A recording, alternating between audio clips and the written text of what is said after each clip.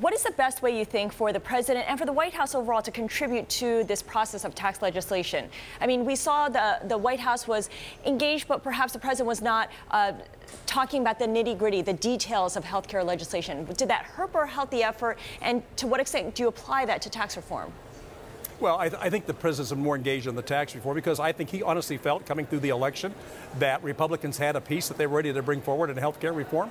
As you know, we got our piece to the House very early. Where it stumbled was in the Senate, continues to stumble there, and this latest attempt, of course, ended up where it ended up. But I think this is a president who looked very carefully at what happened with health care and said, we're not going to let this happen with tax reform. This is so incredible that every single American out there has more take-home pay, and that from a corporate standpoint, we know we can compete anywhere in a global economy. Those are key issues that we have to address because it's all about jobs. It is certainly that's something that the White House has come back to again and again. I wonder, Congressman, are there any red lines for you? And I ask because Mark Meadows says he would only vote for tax changes if the corporate rate goes to at least 20% and omits an international minimum tax, reduces the pass-through rate to at least 25%, and doubles the standard deduction for individuals. Where do you stand on specifics here? Here's what I think.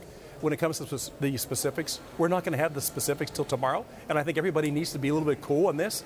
Wait till you see what comes out. Don't get yourself going down a road that you can't come back by making statements. Say, unless it's this, I'm never going to be on board. How about this?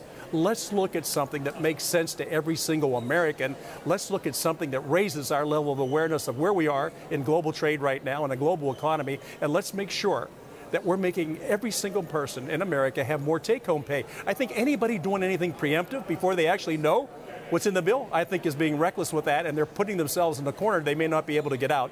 Americans expect this to be fixed. They expect us to be able to work together on these things, and we're going to get it done.